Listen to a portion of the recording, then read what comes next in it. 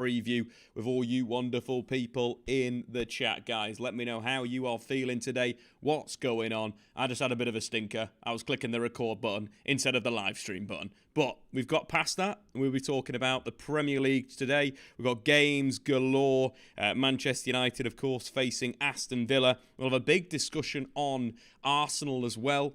They've had a very big week in the Premier League, losing 4-1 against Manchester City. And I think the big questions, is it a successful season for Arsenal? And what happens next season? Where do they need to improve? We're going to have a look at that today because Manchester City and Pep Guardiola were an absolute different gravy at the Etihad. And I think Arsenal still need to develop. I think one of the things that we're forgetting, they have the youngest average 11 in the Premier League. So that's something we've got to take going forward because that means there's a future of this team, there's a future of this squad, but potentially signing a few players in different positions. You know, we're looking at a long-term number 6, I'd say. We're looking at a replacement for Granit Xhaka at number 8. And I think definitely a better backup centre-half than Rob Holding. What I would have loved to see here is how William Saliba had fared with Erling Haaland.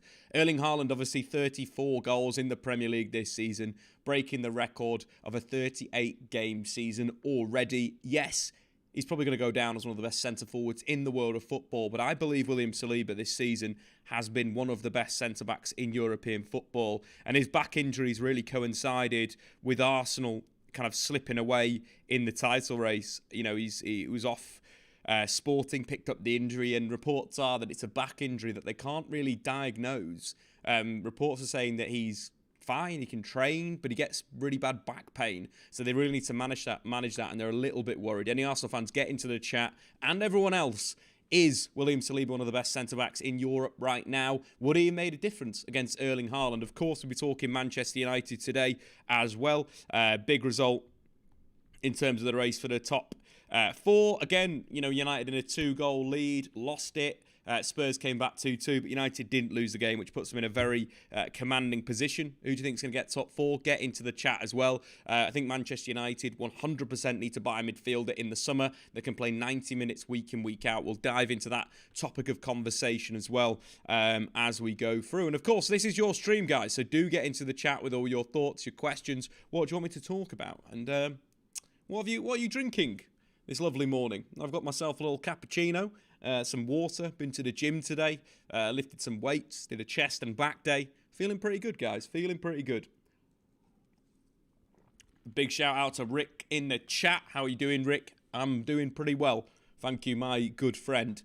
So let's kick things off. I think we've got to discuss a number of things over today's stream. I think we probably got to start with that humongous clash at the Etihad on Wednesday. A big game of football, enjoyable game of football, but very, very frustrating from an Arsenal perspective. I thought that Mikel Arteta got a few things wrong in the game. I thought Pep Guardiola got a few things very, very right in the match that kind of led to almost a dominance of Manchester City in this match. And I think team selection-wise, going into that and going into kind of how the teams were set up, Guardiola, you know, kind of went with a more known team in a sense. You know, you'd expect him to have the likes of, Bernardo Silva in these big games, Gundogan, Rodri, Kevin De Bruyne in midfield.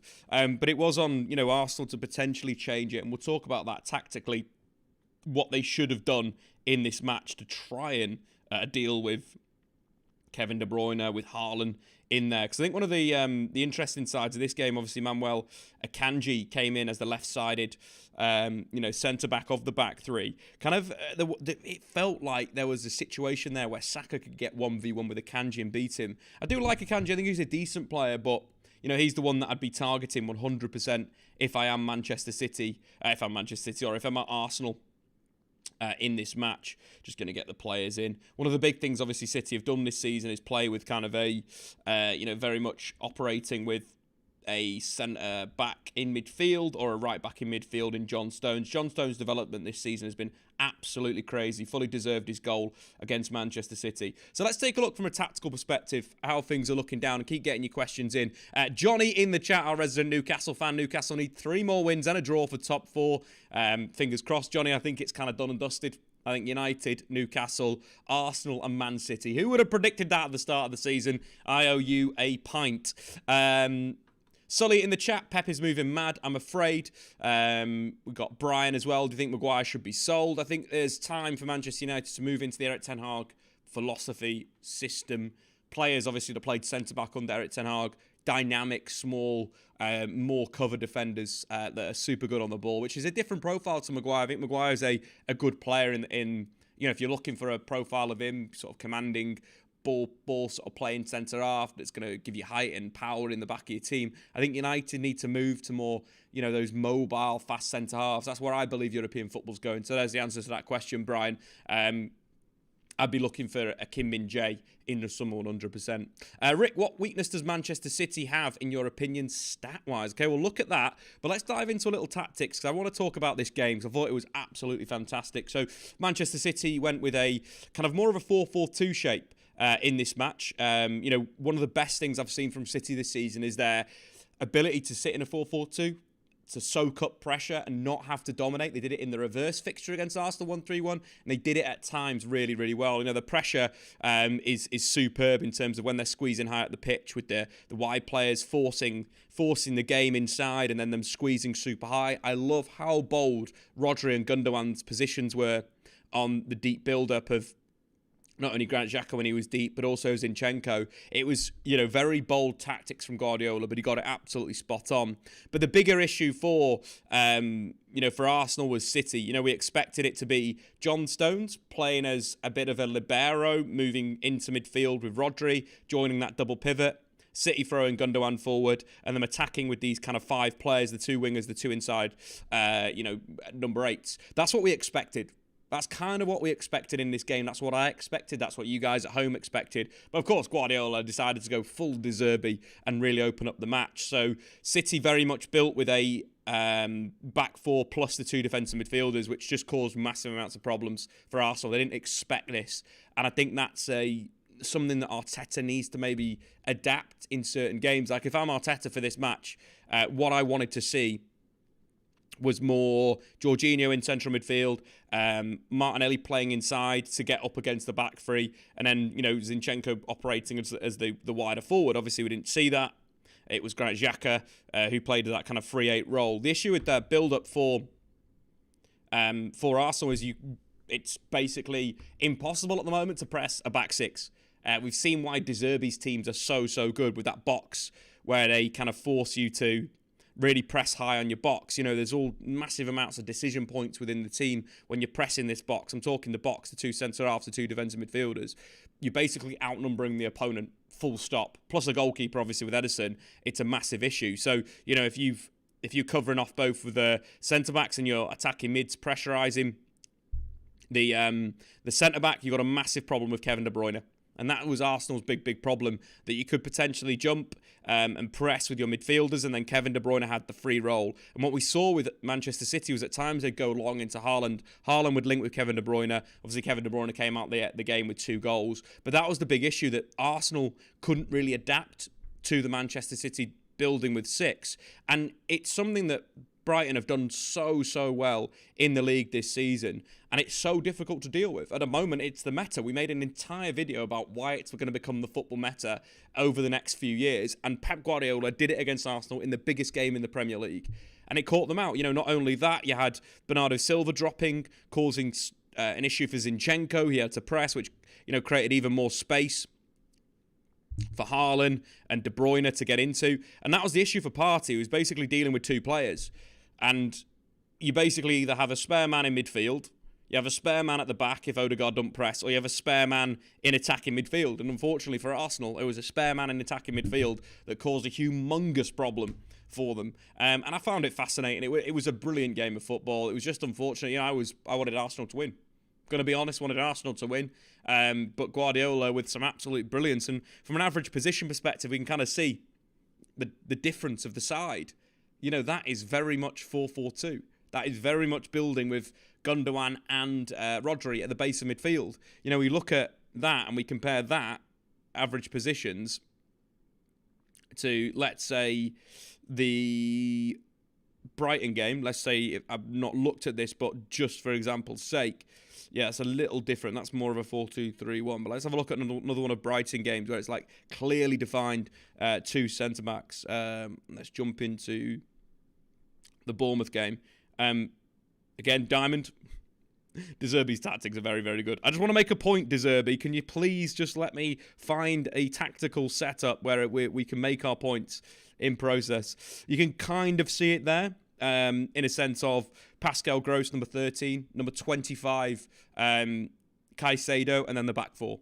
Very similar to kind of how Manchester City built against Arsenal with that kind of base, with the back four players. And it's just so difficult to press against. And, one of the things Arsenal should have done is sat off. They should have allowed Manchester City the ball in those areas and played on the counter-attack. It's not what you want to hear as an Arsenal fan. You want to dominate every single game. But if they flip that round and you had Jorginho sitting in defensive midfield and you played a similar game where you're dropping deep, you're being super aggressive, you're sitting your two strikers on their eights and you are allowing them the ball at the base of midfield, that would have been my solution to their problem. Because the issue is this. This was the big issue. Kevin De Bruyne and Haaland playing off the line and linking the play was a massive, massive problem. So Arsenal should have tried to change what they were doing, and they didn't, and obviously went on to lose the game 4-1. But I thought it was a fascinating Premier League match. It really was. And, we're blessed in the Premier League by how many good coaches we've got. Arteta has literally been one of the best this season, and he's been schooled by his, Darth Vader character, let's say, in there. Hen in the chat, we should have played with the back three. White, Gabby, Kieran, Trippier. I think you should have potentially... I don't know how you'd have done this, but Ben White at centre-half. I just think that that would have been potentially a solution. With the options, obviously, Arsenal, Tomiyasu out injured, William Saliba out injured.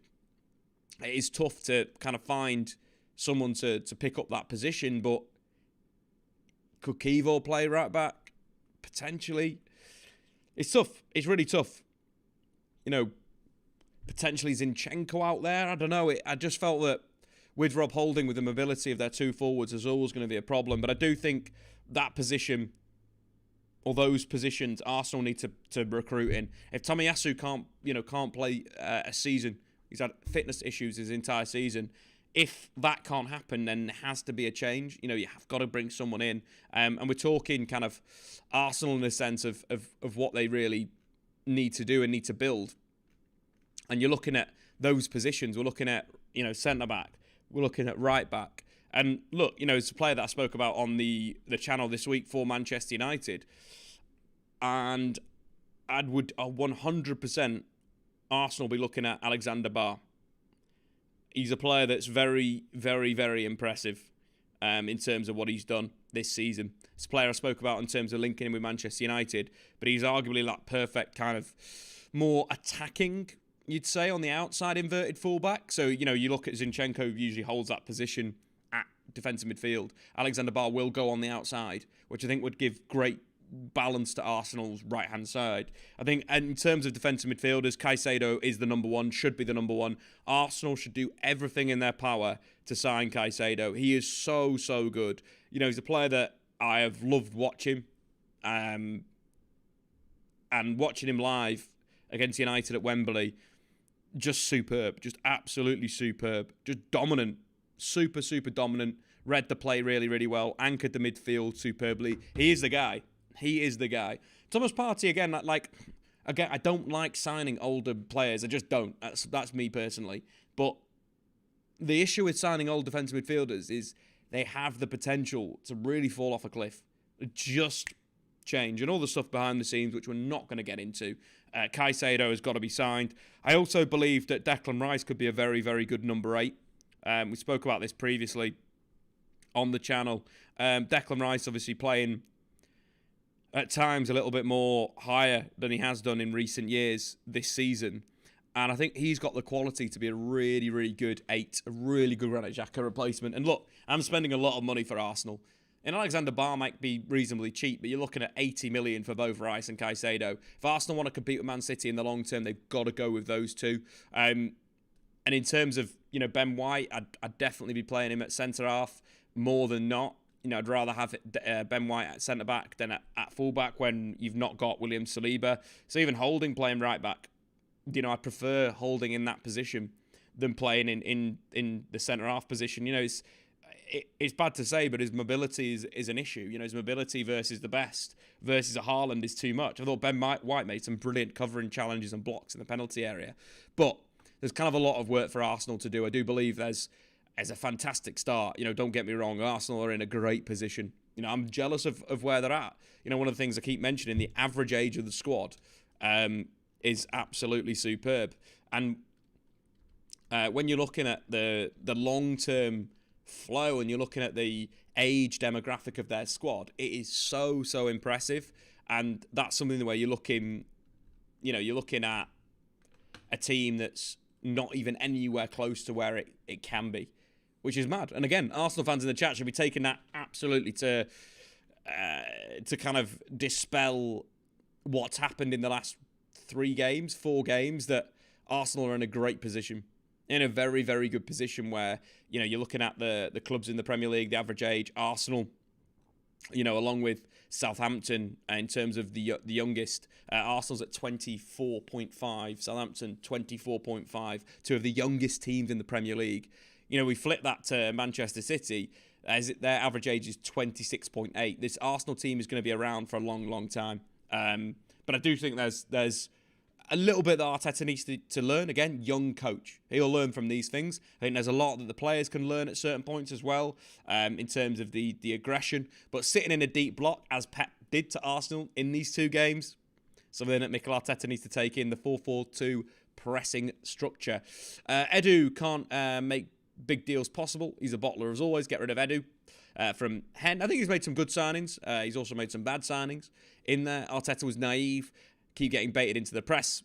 Couldn't hold their position yet. Absolutely. That's why we've got this 4-4-2 shape set up. I think Arteta will learn from this. And one of the big things that when the Premier League was at its peak in my lifetime, when the Premier League was consistently fighting for European trophies, be it Liverpool, Man United, Chelsea, Arsenal, the defensive structures were very, very important. It was the counter-attacking era of Jose Mourinho in the Premier League.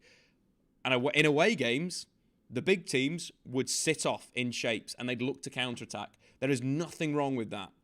And playing in certain moments, but going long at other moments. The big thing with City, catching them in the channels, with a Saka or with a Martinelli, that's how you get them. That's how you can really get these guys.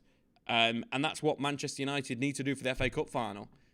It's playing this kind of high wingers, boxing midfield, sitting off, allowing City the ball and then smashing them on the counter-attack. What signings would improve Arsenal? We mentioned that just before. So we've got Declan Rice to be brought in. I think that's, would massively improve it. Caicedo is the big one we mentioned for it. And I think, look, getting the likes of Fabio Vieira into the team a little bit more. Like, he's not really played enough minutes for me, and I think he's got a lot of quality. In certain matches where Arsenal dominant, not this game against City, Vieira used as the attacking mid and Odegaard playing deeper in defensive midfield is what I would like to see Arsenal do a little bit more. Odegaard's got the quality to dictate the play from deep. Fabio Vieira, another attacker in there. That's not saying that Odegaard don't join the attacking unit, but at the same time, he's controlling a little bit more, and that's what I think would improve it. So, yeah, I think he deserves a little bit more of a shot, but Caicedo, number 6. Alexander Barr, as we mentioned previously. Adnan in the chat, I think Arsenal need a right winger, an 8, a 6, a right back, another striker, a physical striker. I'd love to see them buy Taremi from Porto. He's a player that's like 30 years old, but got great quality, only really come to Europe within the last sort of 5 years. He's a young 30-year-old because he's just not played in Europe that much. But this guy's, fantastic player. 15 goals, 6 assists in 28 games for Porto. Last season was 12 assists, I believe, and a whole host of goals. So 20 goals and 12 assists. Like, good quality, really good quality. Could be a really good backup. Seth, do you think Rice will be able to transition from a possession-based side into a possession-based side from a counter-attacking side? Yeah, I think so. I think he's good enough. I think with Rice, what I love about Rice is his improvement over the years. I spoke about this a few times, but when a player consistently gets better, that means that they could switch from defensive counter-attacking to more of a possession-based side. I think that's fine. He's got his passing range is good. He carries the ball very, very well. He progresses the play through, carries well, tackles well, wins the ball back. And look, whoever buys Declan Rice has got one of the best central midfielders in the Premier League for the next 10 years. And the issue that obviously Manchester United have is they bought Casemiro. Buying a Caicedo Rice this summer, I think, is vitally important for, the next 20 years. 10 years, I'd say. M3, what should Arsenal do with Balogun on loan? One more loan season, I think. I'd say try and get a better team in Liga. Maybe Lille, when Jonathan David inevitably gets bought this summer. Could be a good option for him. I think the French league is good, really good for his development. I think it's really good for his for the development of young players. Jonathan David, 21 goals in 31 games. He's having his best season. Again, playing more as the centre forward at the moment, but scoring at a really good rate. Creating, so he's wonderful footballer. Will join a big side in the summer. United, I'd absolutely take him. So I think maybe go to Lille for Balogun, get a bit of time there, and kind of move down and really kind of evolve themselves and so forth. But yeah, Arsenal were, I think the big thing for Arsenal fans is don't get too downbeat about this season. The season's been amazing. Like how Arsenal have pushed Manchester City this season, that's got to be a massive growth from last season. Like, we can't forget that, like, last season, Arsenal were nowhere near that. Arsenal were 5th. Nearly, 24 points off the title? Like, the improvement's been big. The improvement's been massive. Arsenal have scored more points than Chelsea, Tottenham managed last season already. So there has got to be a lot of happiness if you are an Arsenal fan. Similar with Manchester United. Like, Man United have had a weird old season. Like, form up, down, up, down, up, down. But, looking at it, one cup already won, another cup final, but massive improvement in the team. Arsenal have improved so much this season. Jesus, Zinchenko, brilliant acquisitions, really good acquisitions. Saliba coming back. There's so much positivity about Arsenal. I think you've got to, see it in a really positive light. And yeah, the squad needs to be developed 100%. The squad needs to be improved, especially in defensive midfield. That's the biggest issue for me for Arsenal right now. But also in defence, centre-back and right-back. If Tomiyasu and Kivor aren't it, and Tierney's not it, Rob Holding's not it, there's sort of 4 players there that you potentially look out and buy some backups and rotate that round. So it's a good position to be in my opinion. But yeah, all good. Let's have a quick look at the Premier League then. I'll have a look at a few of the games. Most of the good games are happening on Sunday. In the Premier League, we've got Fulham facing Manchester City, Manchester United versus Aston Villa. So let's start with Manchester City. They've been absolutely superb, and I think one player that has absolutely exploded, taken the Premier League by storm, is Erling Haaland. His performance against Arsenal was so good. And I think what I liked about it was he was playing kind of as a target at times. One thing I think has been poor at this season is receiving defeat in that middle third of the pitch, allowing City to build a bit better. I'd love to see him more involved in the final third, but at the same time, I watched his goals back this week. He scores so many tap-ins because he moves away from the play. So do you want to change that? Probably not. Would I like to change that if I was coach? Yes, absolutely. I want him to do both, and Guardiola will probably want him to do both. But the level, 33 goals in the Premier League, the record for a 38-game season, 2 assists, which means he's got 7 assists for the season, which is very, very, very, very good. He's been directly involved in 40 goals, which is just absolutely nuts. He's got the 5th most assists in the league this season. And it's his 2nd best ever return of assists in a single campaign. Only Thierry Henry, Luis Suarez and Mohamed Salah have had more goal involvements in a single 38-game period. So unfortunately, Arsenal fans, Thierry Henry's record is gone. Obviously, all the United records are gone. But pretty crazy. Pretty crazy in terms of his form as well. And in recent Premier League games, he has been absolutely flying with the goals, with the assists in there. He is a man in great form. And obviously, Kevin De Bruyne became the goal scorer against Arsenal.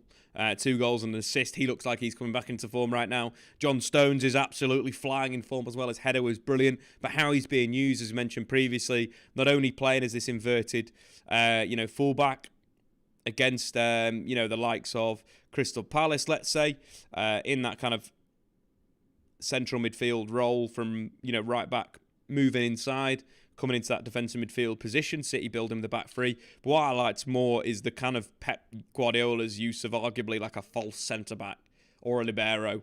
With John Stones in this game moving from centre-back into midfield. You can see the kind of tactical map there where he's doing some of his work in the middle of a back three, but he's moving into midfield. That was just such a good performance. Great to see. Really good to see. John Stones always had potential. Now we're seeing maybe his final form, 28 years old. Do you think he's got it? Superb performances. And, great for England as well, having a player of such tactical quality in there, that can build and allow the likes of Kevin De Bruyne to play high with Ilkay Gundogan in certain games, obviously not against Arsenal.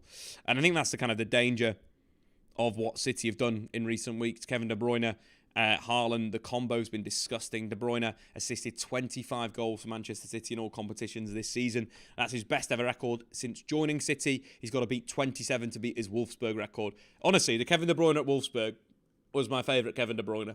Counter-attacking, number 10, focal point of the side, great player to watch. He's assisted Haaland 8 times in the league this season. No City player's ever assisted another City player more in a single season. City are flying, and it's kind of game over, unfortunately. Just got to stop them winning the treble. I think that is the big part of it. But yeah, Fulham, in terms of their recent performances, false 9 without Mitrovic, it's working quite well. Dan James has caused City problems in the past. Do I think it's enough? Absolutely not. I think City will absolutely steamroller Fulham. As much as I'd love to say there is a chance, I don't think there's a chance. Haaland, Kevin De Bruyne in form right now. Flying, guys. Get your score predictions in. Just jumping back into the chat. Can we talk about Tottenham? We'll definitely talk about Tottenham and where they need to improve next season. We'll definitely do that. In there, Haaland needs to grow up, shaking my head. Hope Madrid just pay his release clause in 2024. Knights, I agree with you there. Timo Werner's a YouTuber, yeah, part-time YouTuber, part-time RB Leipzig centre forward in there. Other things Adnan is saying about the DNA, the history of Arsenal, which I think is important to remember. But I think there's a lot to be done for Arsenal in this summer. And look, Edu's the director of football, so it's time for Edu to absolutely shine. Shall we move on to a little bit of the next sort of port of our stop, our whirlwind tour of football? Which will be the Manchester United game with Aston Villa. 2 o'clock in the Premier League. Manchester United obviously go into it after the 2-2 draw with Tottenham Hotspur, which was a very, very weird game. So, first half, Manchester United so dominant. The positional play, the rotations, creating a 6 on 5 on the Spurs backline was brilliant. I unfortunately was on the train for this first half. Really good Peter Crouch podcast coming up, guys. Really, really good. We've got 2 bangers in the can, which I'm really excited to share with you guys. One former Premier League defender, one movie star. So really, really good Peter Crouch pod yesterday. But I missed the first half. I watched it back this morning in parts.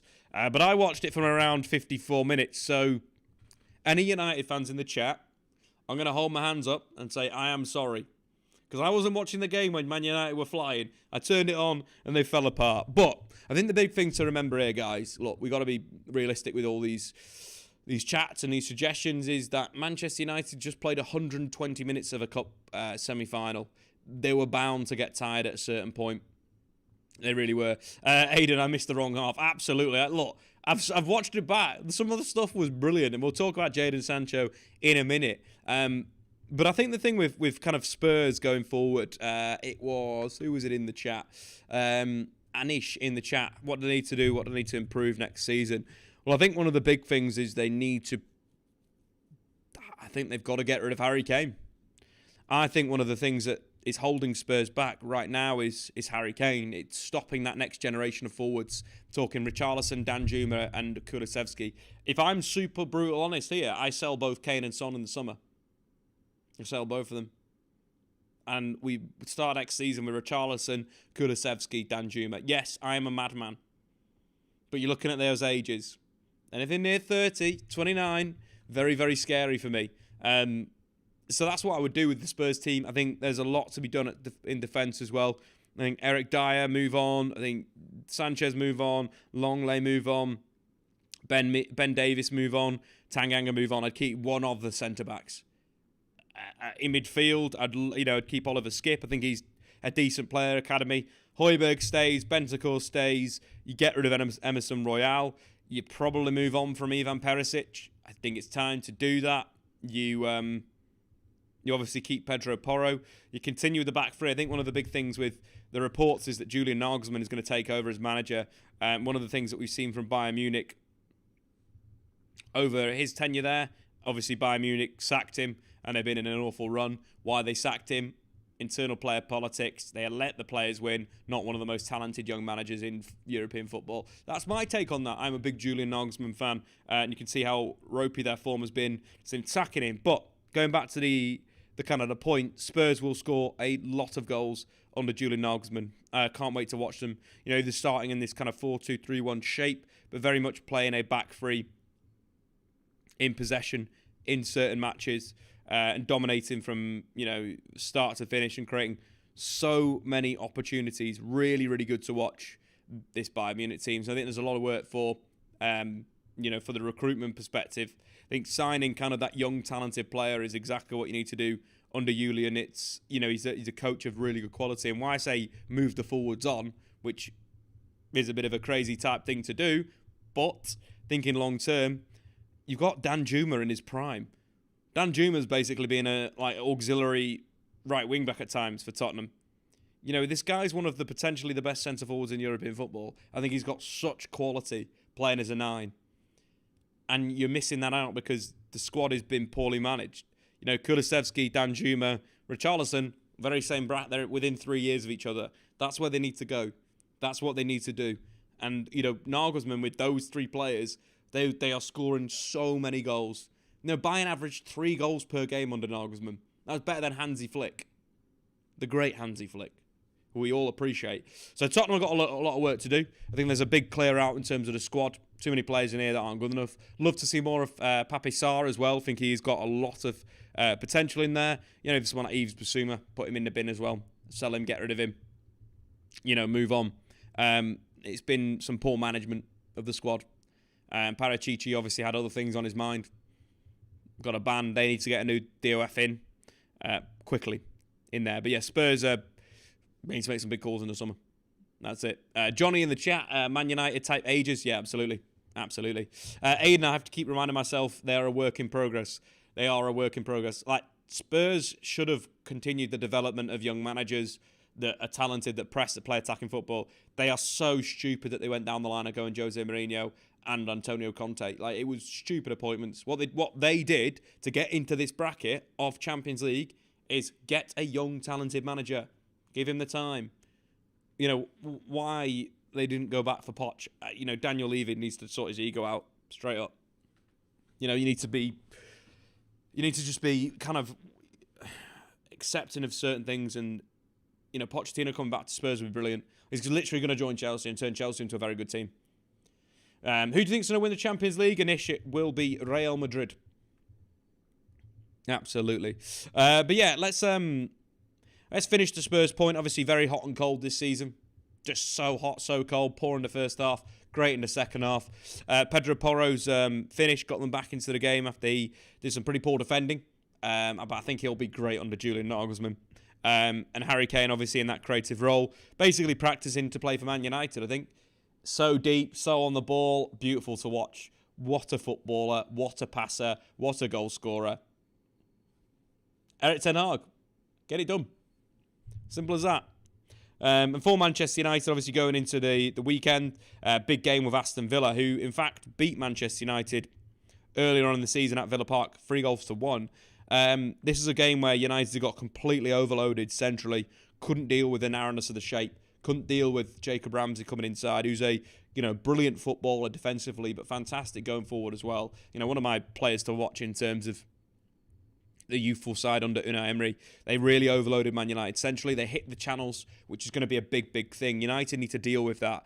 They didn't deal with the channels very well in this game at all.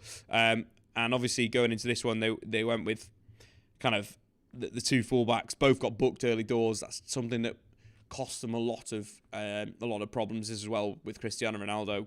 United drops him afterwards and then beat Aston Villa basically with the same team in the cup with Anthony Martial through the middle, Bruno Fernandes wide right. I think in this match, obviously, with United coming into this game with a whole host of injuries and suspensions and so forth, United have got one fit centre-back at the moment, which has been a big problem with Harry Maguire's injury midweek.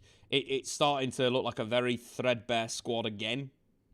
And sometimes, obviously, you can't do anything about that, really. With the injuries that we've had and so forth. Martinez's metatarsal isn't a muscle injury, isn't something you can control. Bit of a random effect. But I think one of the big things that United need to kind of get back into is kind of that aggressive nature and squeezing a little bit more and being a better pressing side. And what I really, really want to see, again, we saw it a little bit at times against Spurs, is Christian Eriksen, number 10. I think against someone like Aston Villa, Eriksen in between the lines would be very, very, very good. And we know that Bruno's got the energy. Want to see that. But what we will probably see is Eriksen deep, Bruno as a number 10. Also, I probably think that you've got the likes of Jadon Sancho coming in and Sir Marcus Rashford as that focal point. And that's something that we've got to have a little chat about, Jadon Sancho. Like, I want Jadon Sancho to work at United so, so much. But we've seen such a poor level in recent weeks of the form that, United have really got to kind of look at him as a footballer and what he's going to do. Thought he played well against Spurs. One of the things that I've had a bit of a criticism with him recently is he just doesn't get shots off. And for a player that's playing as a wide left player, that's what he needs to do. It's what I find quite interesting is that he's almost like at the same start where Anthony was at the start of the season, where Anthony wasn't doing enough, wasn't making things happen enough, wasn't as snappy. And we're starting to see Sancho shoot loads, which was what Anthony did. Now we're seeing variations in Anthony's game. So we're kind of down that same pathway. And if there's anyone that can sort this out, it is Erik ten Hag. What we mentioned previously about the shape and how good it was against Spurs in the first half, the way that United moved into their attacking structure was fantastic. We pick up the play just before the 6-minute mark. Diogo Dalot inside to Victor Lindelof. I've been super impressed with Victor Lindelof in certain parts of the game. For Manchester United, he's very much a possession-based centre-half, and he's not been the top level we expected when he was at Benfica, but he's been a decent servant for United. But what I love about him is he's got that ability on the ball to play the passes, to split the lines. One of the things we mentioned previously was United's kind of 6 attackers on the Spurs backline outnumbered it. We can clearly see Harry Kane, the Spurs midfield, 4, and then the back 5 out of shot. United have got a wide winger, Anthony wide, Aaron Wan-Bissaka inside, Bruno Fernandes in a sort of attacking midfield position, Rashford dropping off, Eriksen moving in between the lines. It's so, so good to play a back 5 with a front 6 in a sense. And the rotation's fantastic. Lindelof into the feet. Brilliant from Rashford off the line, false 9 potential, I do believe.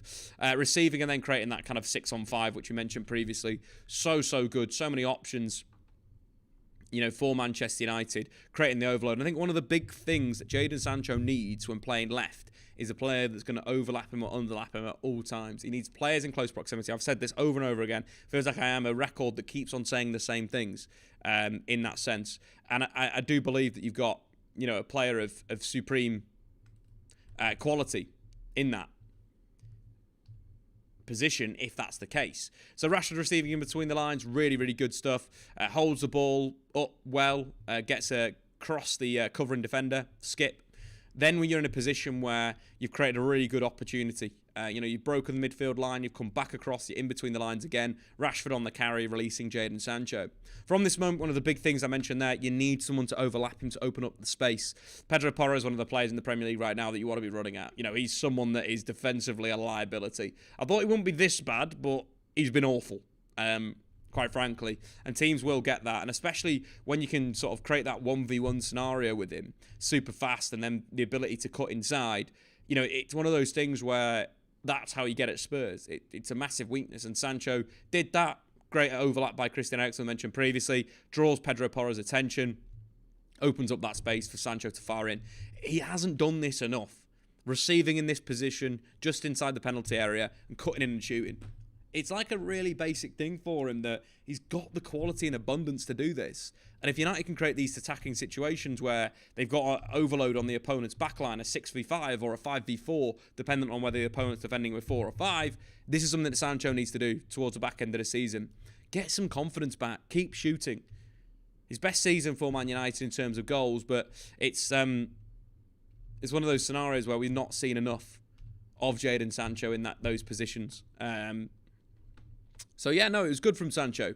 He had another one that was cleared off the line as well. I thought he played one of his best games for Manchester United, and it's something to build on. So definitely would probably start basically the same team against Aston Villa. But Sancho, decent, 61 minutes, scored, completed 96% of his passes, 3 shots on goal, failed to complete a dribble. That's the next part of his game that he needs to start being a lot more dynamic on. It's too obvious. He receives wide in the wide area and just he slows himself down too much. Too many times United have built and Sancho receives in a wide position. And instead of going on the outside, instead of carrying the man down the line, stops the ball and then tries to beat the man. He needs to start to be a little bit more flowy in what he's doing. You know, Anthony gets the criticism all the time of not going wide and getting crosses in. Jadon Sancho's equally responsible for that. You know, doesn't go on the outside enough. And it's a frustration to watch at times. Sancho needs to shoot more. Bottom 6th percentile for total shots. Nice. That's a great statistic. Didn't know it was that bad. That is bad.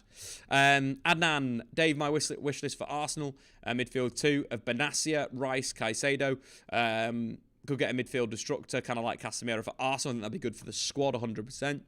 Dave, I think Harry Kane, Caicedo, and McAllister will put us in the title race alone. McAllister deep has been fantastic. The way that he controls the games from the base is really good. But I think United need a more attack-minded number 8. That's what I would prefer in there. So... no, good suggestions. Benassi has been great for AC Milan the last few years, so, you know, really, really good. Thoughts on Højlund for Atalanta? Højlund is really good footballer, massive potential. We've got a video in the can about him, so we're just waiting for a little news, and then we'll drop that banger and let me know what you guys think of him. They're very much like Haaland. It is some of his mannerisms, which is pretty cool. Pretty cool. I think Bruno Fernandes showed such captain determination as well, playing against... Spurs, and you know he's assisted Marcus Rashford 5 times in the Premier League this season.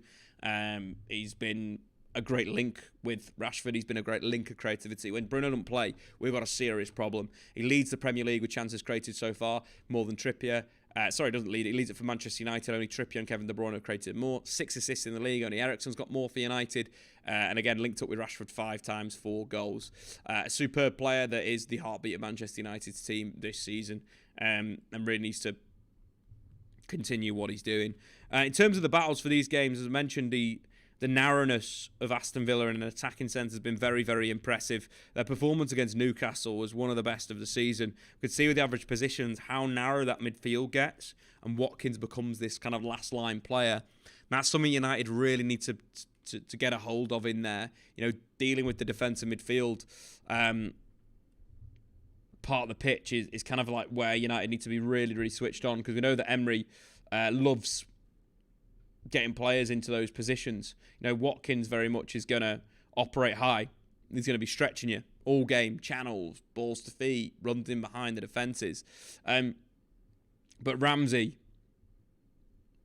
Bundia and Bailey, or, we'll probably see one of Bailey or John McGinn playing in that attacking midfield zone. That narrowness is something where like they really, really, really dominate you in that zone. So United potentially for this game, more of a 3-man midfield, more of a 4-3-3 to battle in that area, and potentially playing Fred in there, but not Fred high, Fred low. It's like having that midfield free, really control that space, because that's where Villa have dominated people. You know, get that link play in between the lines and kind of contribute in that kind of final third area. Where Man United can get at them, I think there's a number of spaces that would work. You've got obviously the defensive midfield, unit, which I think is an area where you can get at Aston Villa. But also, we've had a stinker here, guys. Remind me later. In defensive midfield, I think is another perspective, and basically exposing their fullbacks. Let's get a little Dendonko.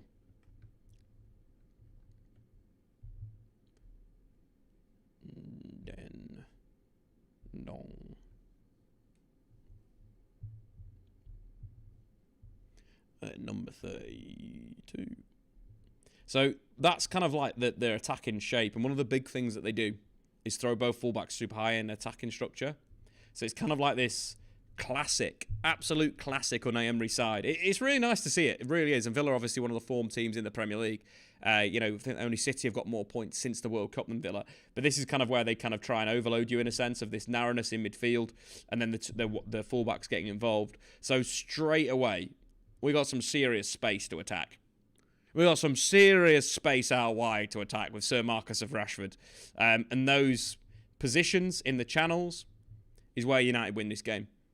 If United can get the ball to Marcus Rashford in those areas and then join the counter-attack with Anthony, with Jadon Sancho, with Fernandes, with Fred, this should be a game where United really dominate. And that's the kind of the shape, in a sense. I've seen a lot of teams create chances in the wide areas against Aston Villa in these positions when both fullbacks have gone high.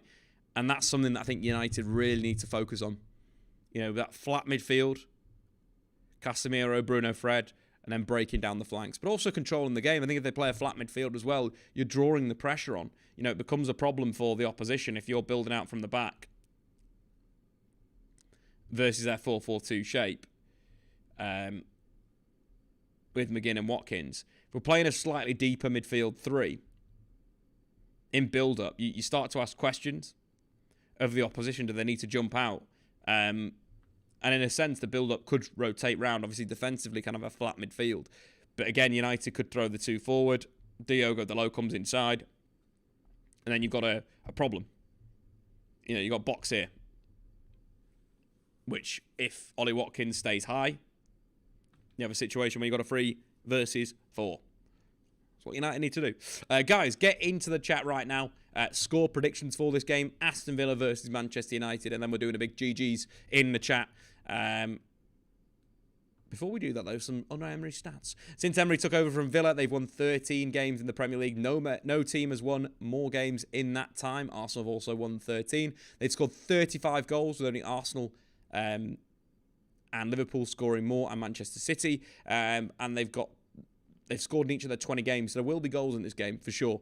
But get your score predictions in, guys, for this match. I think United should dominate this game.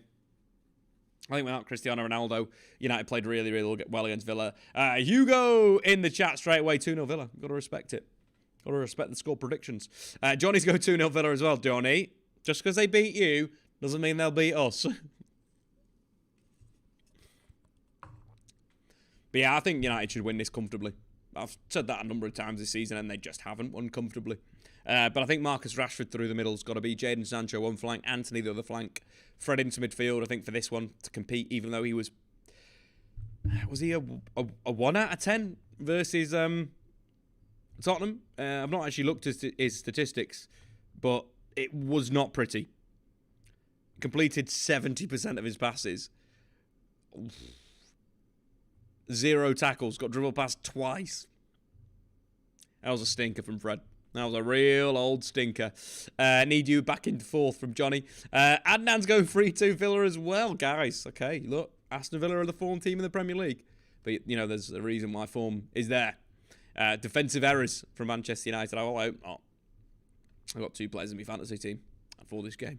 But yeah, guys, that's probably that for today. I'm going to go and eat a salad, get my hair cut, probably take a few business calls, the usual. Make sure you have a great weekend. Enjoy the football. Enjoy whatever you're doing. Spend it with your family. Spend it with your friends. Just spread the good vibes. And that's it. We'll leave you with the Fred heat map of his one of his worst games for Manchester United. But thanks for watching, guys. We'll see you very, very soon on the Statman Dave's Clips channel. Well, actually, Monday. We'll see you for the review. Back for the preview next Friday. Get involved. Much love to all you wonderful people.